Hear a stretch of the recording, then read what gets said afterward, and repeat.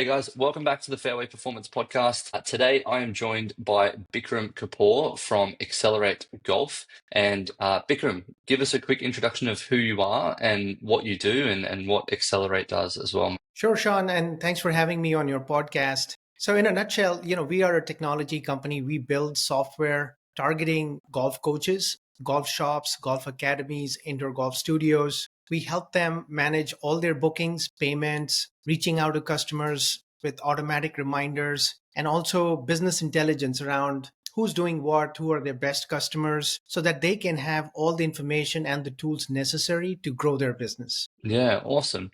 And then what about Bikram? Like, what about you? Obviously, that's the business side of things, but when did you get into golf and what's your history with golf? Sure.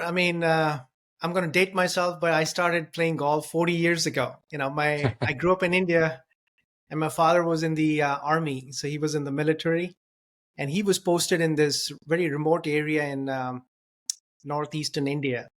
And the army had kind of hacked out a 9-hole course. It was actually a 9-green course with 2 sets of tees, so it was an 18-hole course. Yeah. See, all the officers used to go and kind of spend their time there. So my dad, he didn't know how to play golf, and but he saw that was a great recreational opportunity. There was nothing much else to do, so he started to play golf. And until he was good enough to play with his buddies, he needed someone to go along with him. So he forced me into golf. I was heavily into cricket and hanging out with my friends. And I hated golf because that was taking me away from my friends. And, I had to spend all this time trying to hit balls. But then, a couple of times I hit the ball flush, and that was the bug which bit me. And then I figured out, I tried to figure out how to get better at this game and just took off from there. Ultimately, we ended up moving to a place called Chandigarh. That's a big golf hub in India. And the school I joined, in my class, there was Jeev Milkha Singh, who was one of the best professional golfers who came out of India. And he was very inspiring because when I was 16, he was already number 1 or number 2 in the world in like the under 16 or under 18 age bracket. He won some tournaments in Australia, I think the World Sub Juniors, and he was already better than scratch. To watch him practice 8-10 hours a day, I figured, wow, that's what it takes to become a professional golfer. And I knew I couldn't measure up to him, so I focused on my academics, became an engineer, did my MBA, went on to Wall Street. And then, I saw an opportunity in golf. I was always playing golf and taking lessons, but I found there were several inefficiencies in golf, the way the business is run. Each coach seems to be kind of on his or her own. And, they're just left to themselves to figure out how to grow their business, how to attract customers, how to retain customers. And I saw an opportunity there to come in with a technology solution, with smart software, which can help people grow their coaching business. So that's how I started going down this line about 5 years ago. And it's been a very interesting road, very rewarding from a relationships point of view. And we're still growing. We're still trying to grow. So if you want someone to help you grow your business, please reach out. Yeah, awesome. And it's funny that you say that because a lot of businesses or a lot of service-based people, whatever roles they have, like whether it's a trainer, a golf coach, a swing coach, a PJ professional, all these people, they're taught really well how to coach people, how to look at the swing, how to do all of these things that are very technical to their job. But then when you're thrown into the world, 20% of your job is coaching, and the other 80% is marketing and sales and driving bookings and referrals and all this type of stuff. All the coaches that I've seen who are extremely good at their jobs, they get good with word of mouth and maybe social media, exponentially makes them grow a little bit now because, the world can see them. But oftentimes the best coaches are often the ones who charge the least and run the poorest businesses, or at least I've seen a lot of that. Would you say that you've seen this a little bit in the golf space as well, in terms of some really good coaches that just have really not solid business foundations, but they're amazing at what they do. And then obviously with the support of what you guys do, you've been able to help them grow. Absolutely. What I've seen is that good coaches, they just want to coach, but then they have to take care of all the extraneous stuff because to be honest, sometimes they simply are not making enough money to have a support system around them. And that's something which is easily resolvable because they can actually make more money being such good coaches. They should be making more money. And lately, there has been this movement towards not just charging by lesson, by actually building a client coach relationship through subscription models, or having some kind of a package deal where you can take, let's say, 10 lessons over the course of a year, so that it's not just $100 45-minute lesson, and then you just are at the mercy of the student coming back or not coming back. And we all know it takes time for the effect of a lesson to actually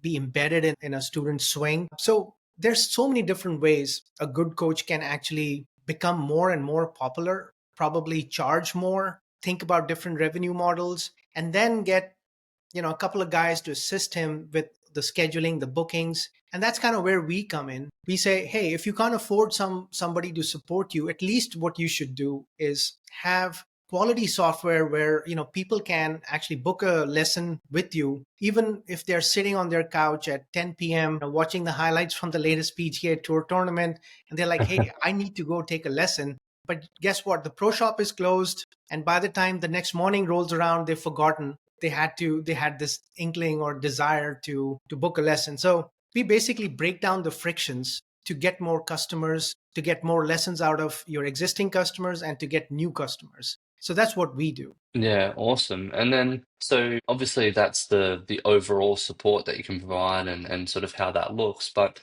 let's think of an example. You don't have to give any names, but let's just think of an example or a case study of someone. And there might be someone listening to this who, currently they're doing, 40 hours a week on the range, or 30 hours a week on the range of actual coaching. They're standing all day, they're tired.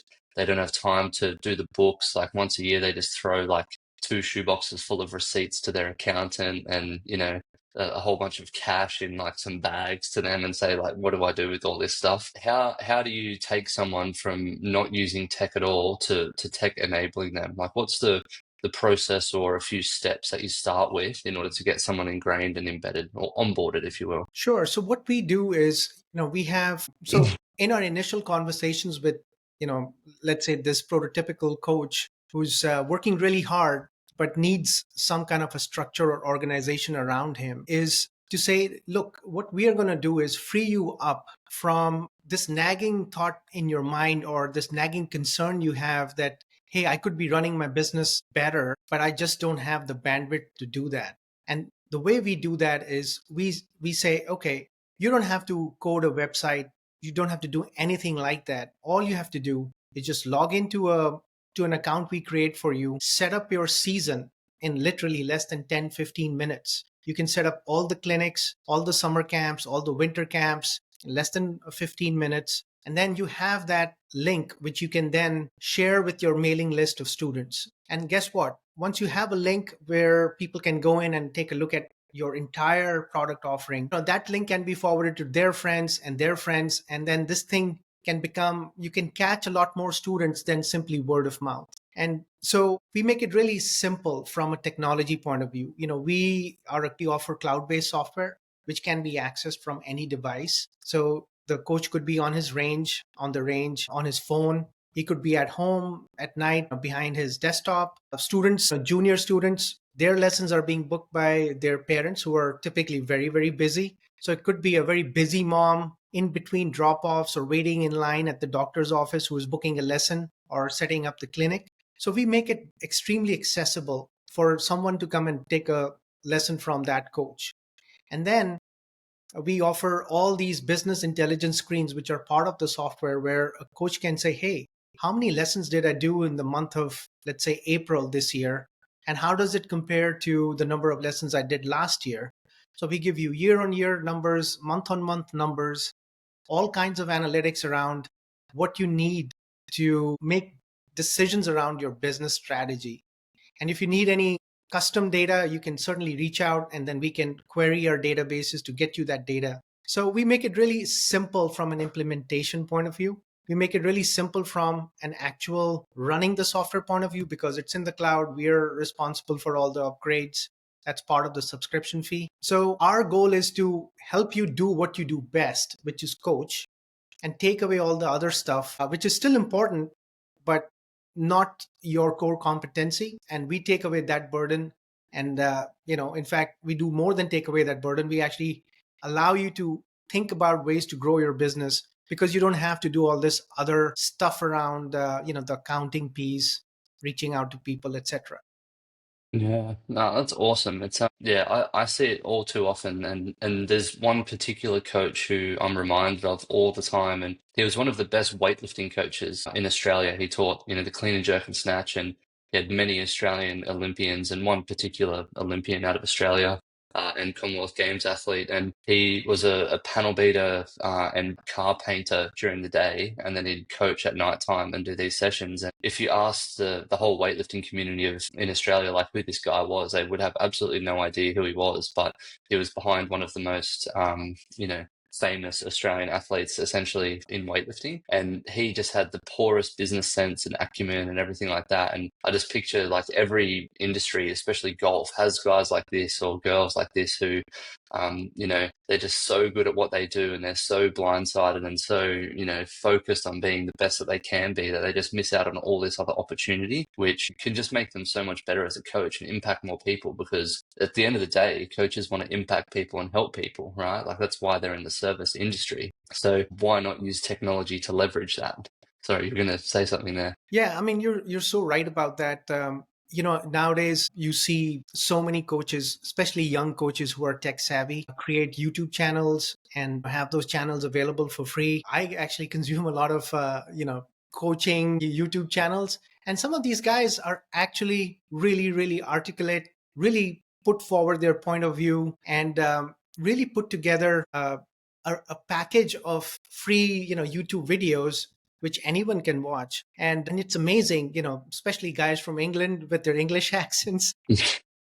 They're very pleasant to listen to, and they do a great job of outlining, describing the golf swing. I've seen, I had Hendrik Berman from South Africa on my podcast once, and he played on the Asian Tour. He was Ernie Els's contemporary, and he coached Louis Oosthuizen and Charles Schwartzel, amongst other players. And he had this mix of playing professionally, and he became a coach to professional golfers in the waning days of his career. I think he developed the Golf Coach app because he saw a gap in this market. And he has this system of, all these little prepackaged videos which address certain swing faults or certain common mistakes golfers make. So it's like a menu of videos which he can share with his students when he identifies you have this problem or that problem, and here's a bunch of videos which will help you, and here's a way to keep in touch with me through the app. That's literally elevating the coaching effectiveness, I would say.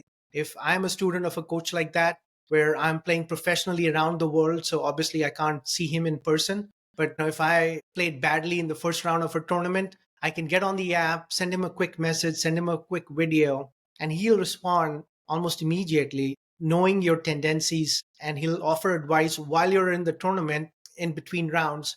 And that's hugely effective. That's like thousands and thousands of dollars worth of advice. So that there's that level of coaching. And then there's basically the one and done type of coaching. And I think the sweet spot for many of the average golfers might be somewhere in between.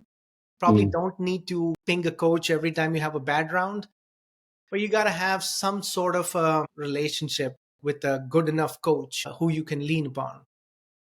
Yeah, 100%. And like the subscription model these days is so good. Like I've worked with a few swing coaches, not in terms of my swing, but just in terms of I'm working with the client on their fitness and mobility, and then the swing coach is also working with this person on their swing. And having two people like that in your corner, instead of investing, it could be hundreds of dollars a week, like multiple hundreds of dollars a week. You can literally have, these two people in your corner for a few $100 a month, in order to give you the swing coaching and the fitness, and you doing both of the activities. And people doing this stuff just seem to get significantly better results. I can literally just think of a few clients right now who, within the first like 4 to 6 weeks of starting with me, already having done a bit of swing coaching before, like their driving distance goes up, 10, 15, 20 yards, and all these improvements start to take place, and they don't have the pressure of, having to actually go to the range and see this person and do this thing, or come and see me at a gym or do whatever. It's like you get the information sent to you in the way that you can digest it and see it and consume it. And then you go away and you implement it. And as long as you're someone who's driven to implement those things and then send videos then to your coaches for swinging or gym stuff, you get feedback, and then you can just implement that cycle much faster, as opposed to the old model of, charging a higher price, like $100 to $200 a session in order to see a coach. Like, they're only going to tell you one or two things to work on after seeing you hit, 50 balls in an hour. Like, they're going to tell you the same thing they could have told you after watching 3 videos of you hit 3 different shots in your net at home, or the simulator down the road that you go to, or your driving range at your golf course. So I completely agree with that, subscription model that you're talking about there. And the average golfer getting so much more from it, because not only is it the fitness space, but it's also the golf coaching space and the swing coaching space that I see it from. Yeah. I mean, I think if you break this down into two different perspectives, one is the perspective of the student. And I think there is a misconception out there that you have to be below a certain price point, in order to attract students. I would say, obviously, you have to be affordable. You can't be priced at some thousands of dollars for half an hour. Nobody's going to come to you. But I'm saying that golfers are willing to pay for effective coaching. I think the effectiveness of the coaching is what will bring that student back to you as a coach. And anything which increases the effectiveness of coaching is a good thing from the point of view of the student. To be honest, nowadays a new driver is about $600. A new putter could be anywhere from like 200 onwards to like almost $800. So you could spend thousands of dollars on equipment and not know how to really use that equipment to its most effective, in the most effective manner. So if you are spending, let's say, $200-300 a month on a coaching subscription or a coaching plan, you should be thinking about, here I am spending $600 on a driver, $400 on a putter. I've got a bag which is worth like $4,000, and I'm still shooting 85. You got to be rethinking, where is that money going, right? You could be channeling some of that money into coaching as a student. And if a quality coach is offering an opportunity for you to establish a relationship and grow over maybe a year or two into maybe a 70 to 75 kind of a golfer, I think that's well worth it. And now the other perspective is from the coach's perspective. Many coaches I've spoken to about the subscription model, they are hesitant to adopt the subscription model. They're like, okay, what if I offer unlimited coaching for $300 a month, and this guy comes every day for a lesson? Now, there is certainly that possibility, right? If some guy says, I'm going to just, book a lesson for 30 lessons in a row for a month. It's like saying, okay, I have a gym membership and I'm going to spend every hour, during the day in the gym. I mean, look, there's other stuff going on in people's lives. Right? We don't really go to the gym every day if we want to. So my counterpoint to that is, it's almost a good thing if he comes every day for the first month, and then he realizes that I'm getting too much coaching. I need to take time to absorb and kind of assimilate what's being taught to me. And, it takes time. So a lesson, and then maybe 5-6 days, then another lesson. So, hey, maybe he takes 4 lessons, once every week. That's $75 a lesson instead of your usual, let's say, 125. So what? Because you have him, in your stable, improving, spreading good things about you. The fact that he loves the fact that he can come to you anytime, subject to your own availability. I think it's a great thing. And I don't know, sometimes people think, oh, maybe I'm offering, I'm kind of cheapening my perception out there by offering a subscription model. I say, it's kind of the opposite. So we can talk more about that, but that's what I've seen on both sides. Yeah, I 100% agree. And like having owned a brick and mortar gym in Sydney, Australia for the better part of 10 years, and then having run an online fitness business for the last, well, this is 5 years essentially. I've been running it at this capacity. But like the results that I see from clients who are doing the online side of things, because it's a more specific area and they have specific goals that they want to work on, and they're really happy with the progress and willing to share it, I see a lot more success from these clients than I do from some of the brick and mortar clients that I've had in the past. Because, while they'll come every day, like the relationship, they get used to you, and like it becomes more a psychologist type, scenario, as opposed to, them seeing you as a coach. Whereas this online and golf particularly, there's always avenues that we can be improving in golf. Like, the swing coach is going to give them something to work on. And it's like, cool, like we need to increase your thoracic rotation. So the flavor of this, 2, 4, 6 week block, whatever it is going to be thoracic rotation. So we're going to do a lot of exercise based on that. We're going to do some other things like to help with that. But we can do a test and a retest and we see progress in that. And you can see videos of that too, because the client's sending videos at the same time. It's such great marketing tools for swing coaches in particular to have a swing at the start, a swing at the end. And I see a lot of them that are doing really well in the space in terms of building their online coaching books, use those before and afters to show the differences in what people are making over time working with them. I'm interested, you sort of alluded to there, sharing more about your thoughts on the subscription model and cheapening your services and stuff. What were you going to say around that? Tell us more. Well, I think uh, some coaches start thinking about it from an average cost per lesson point of view, where let's say again, if you're offering a monthly subscription for $300, and one of your students takes a lesson every week, so that's, let's say, 4 weeks in a month, that's $75 a lesson instead of the 125 or whatever you charge. I would say there's a trade-off, right? As a coach, like a very simple business model could be you're trading your time and expertise for money, right? So you're trading an hour of coaching to get like $125. You could be on that mentality and really not go anywhere, because every hour has a finite number attached to it, and Yeah. not every hour is going to be booked, right? It's just a fact of life. And if you do the math, 24 hours a day times 365 days a year, 8,760 hours in a year. Take away half of that because you're going to be asleep doing something else or what have you. So now suddenly you're looking at, like, let's say 4,000 odd hours available waking where you can actually be productive. If you then multiply that by 125, assuming you're booked every hour of every available hour of every day, yeah, you're going to be making more than, $400,000 a year. But how many coaches get to that point, right? Because you never get every hour booked. You might be sick one day, something might happen. You got to be scalable in a different way, is what I'm trying to say. This dollar for hour coaching model is not scalable. And I think that's where the online piece comes in.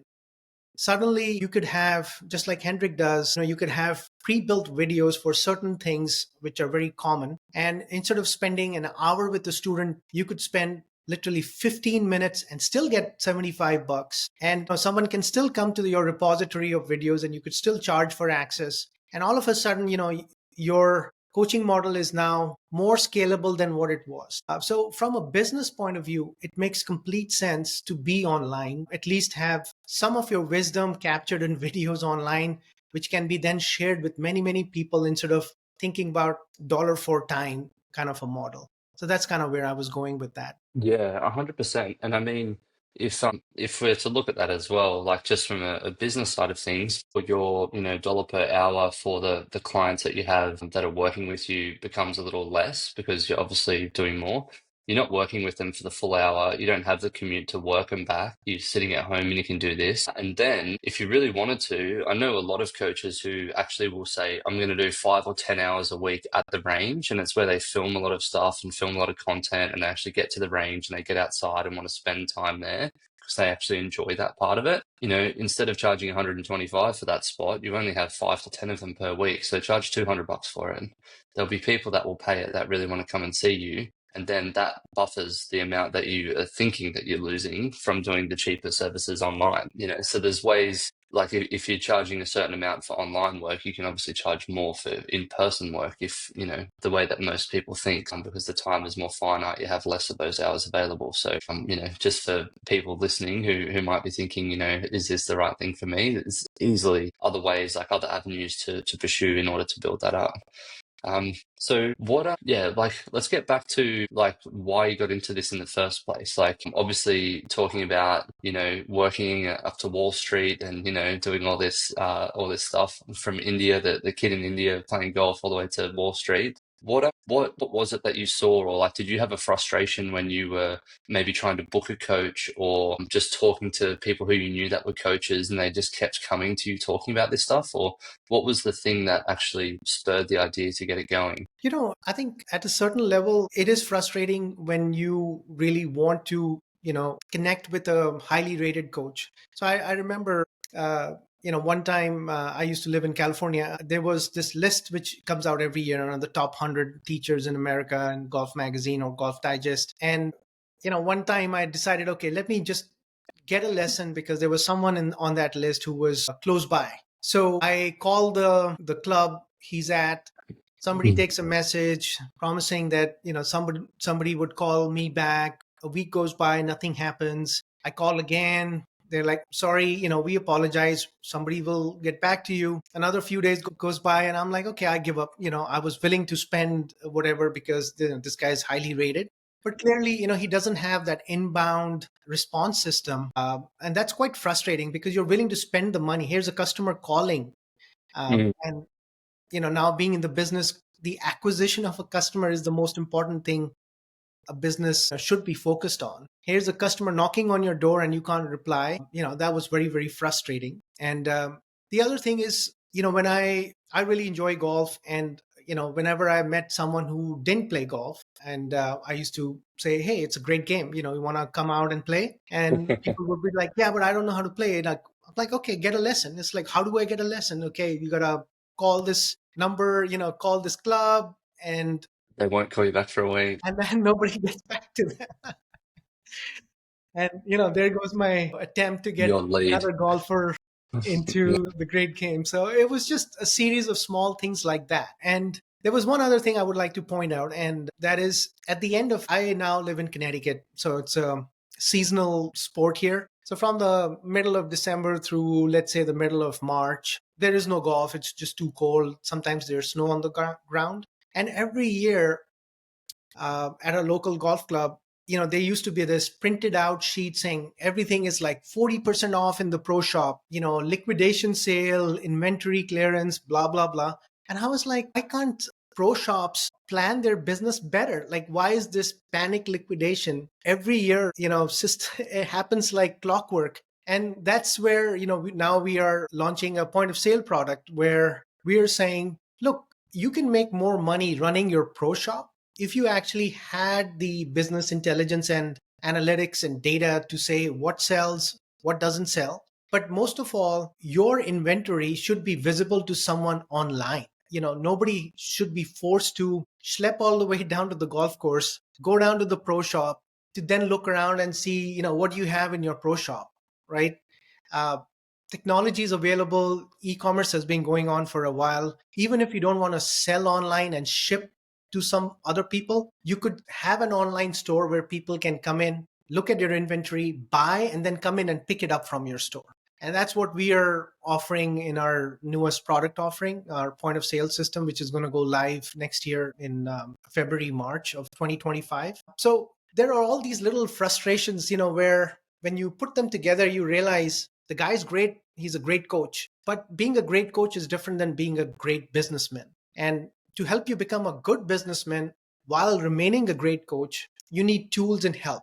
You can't do it by yourself. And that's the opportunity we identified. That's kind of led to the idea of, I used to be programming for work, doing a lot of data analysis. And I was like, why don't I take those skills and apply it to something I've enjoyed for 40 years and help people solve a problem and accelerate their business growth that way. Yeah, 100%. And that way, one of the things that the principles that you were talking about before is a swing coach working one-to-one in hours versus working one-to-many. You essentially working with golf shops who then make it more accessible to others to then get into golf is you not just impacting the one person trying to get a lesson, it's impacting like hundreds of thousands of people potentially finding it easier to book lessons, making it more accessible, and actually getting them into golf. So the impact that you can make on the greater golf game is much better. Although you don't get to see it, you know that if the businesses are doing well, like obviously it must be working in some points. The financial metrics, I guess, for the business and for you are both,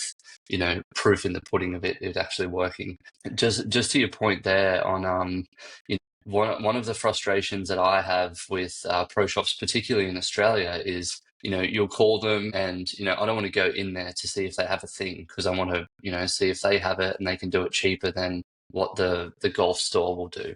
In Australia, it's called Drum and Golf. In the US, there's the PGA Superstore and other places, Dick's Sporting Goods and all this stuff. So uh, I'd be calling the local Dick's and I'd say, what have you got? How much can you do for? Then I'd call the pro shop, what have you got? How much can you do it for? And you're making like, 5 or 6 phone calls. The stores generally do it better because they'll have their products and their Black Friday sales and, all this kind of stuff. And the pro shops at most courses in Australia will actually want to beat those stores by 5% just to keep or even match the price because they want their members to get the stuff from them, which then supports the club and enables renovations and supporting of the club. All the stuff that comes with it. You would just never get a straight answer. You'd call, you'd get some 19-year-old kid who like is actually wanting to go pro, but he's just becoming a pro golfer and teacher because it's the easiest way. He gets to spend more time at the course to then hit more balls and become a better golfer himself. He answers the phone and he's like, oh yeah, I've seen a couple of stealth drivers, yeah, or like I think the price is just the price, and like there's just no business savviness at Right. all about it. Where you can be really leveraging technology to take over that and do the heavy lifting of getting someone to actually purchase it, like taking advantage of the person sitting there at night time, like laying in bed or maybe on the toilet in the morning, doing their morning business, and they're like, oh, I might buy a driver, click and collect from my local pro shop. So I see it from a consumer standpoint, but also an efficiency standpoint from a business. And yeah, I love what you guys are doing. It sounds like an amazing opportunity for a lot of courses and pros and clubs and pro shops and stuff like that. Yeah. In fact, if I could take this opportunity to give a shout out to people who are interested in working with us, I'll share my contact information with Shaun. We were inviting selected pro shops to be part of our initial launch. So would love to hear back from your listeners if anyone is interested in taking that next step to becoming a more profitable business. So, very happy to entertain that. Yeah, cool. We'll share the details for you and how to get in touch with you on the in the show notes, and it'll also go out as a bit of an email blast as well to everyone on the list. So if you're on the list, you've probably already seen the email come out, and share Bikram's details on there. So, mate, before we or as we wrap things up, what are you most proud of with the business that you've built and the impact that you're making? Like what about it keeps you going each day and makes you proud to keep working on this? I think for me, the biggest uh, the biggest motivator for me is seeing the joy on someone's face when we solve a problem for him or her. There are so many hardworking people behind the scenes in the golf business. As a consumer, the person you meet probably the most is the golf coach. And these people love the game. They have nothing but respect for the game, and their desire to grow the game is why they became coaches in the first place. And to see the joy in their faces when you actually listen to them and their suggestions on certain features or how by changing something in the software their lives could be much much better. And part of what has happened in this world right now is that there are these giant tech companies and they're great at what they do, but what they're not great at is listening to the individual customer. Mm. You could try to get someone in one of these giant tech companies, I'm not going to take any names, on the phone, good luck to you. It'll take you probably a month before you can get a human being to answer your phone. It's all automated, it's all emails. When you work with someone like us, you pick up the phone, you talk to me or someone else on my team, and we respond to you. And that joy of giving good service, and the joy on the other side of, hey, I'm important enough that I'm being heard, somebody's listening, and somebody's doing something to change and improve my life, that joy is what drives me personally. And it's as simple as that. That's the reason I'm still in this business. It's sometimes a tough slog, but we're still at it, and hopefully in the years to come we'll still be here making a difference in the business of golf and golf professionals. Cool, mate. That's so good. And so are you guys currently working just in the US, or are you working through the UK, Australia, New Zealand? Like where is Accelerate Golf? Where can people So get in touch and find it? sure. So right now, we are based out of Connecticut. So we are based out of the US. And for now, we are based just in the US, and we are looking to branch into Canada and Mexico. When we achieve the right scale, we will be in Europe and Australia for sure. There are some considerations around how to comply with certain laws around data and privacy. That compliance requires a lot of investment, because Yeah, many countries want their data to be housed on their soil and servers on yeah. their soil. Bloody So you have to kind of Europeans. replicate infrastructure around the world. So that becomes Yeah. expensive. So for now, we are in the US, and we are going to be branching into Canada and Mexico. Cool, mate. I'm looking forward to seeing the journey as it continues, because I'm sure we'll be staying in touch, and yeah, looking forward to see how it goes. But mate, thank you for your time today. Appreciate you sharing about what you do, and how it can help golf pros. It can help anyone in the golf space really, with all the different solutions that you have with point of sale, bookings, like all that different stuff. So thank you again. And yeah, maybe when you do branch out and start working in these different countries, we can get you on for round two, and you can spread the word to them. Absolutely, Sean. And thank you for having me. I really enjoyed our conversation, and good luck to you as well. Thanks, mate.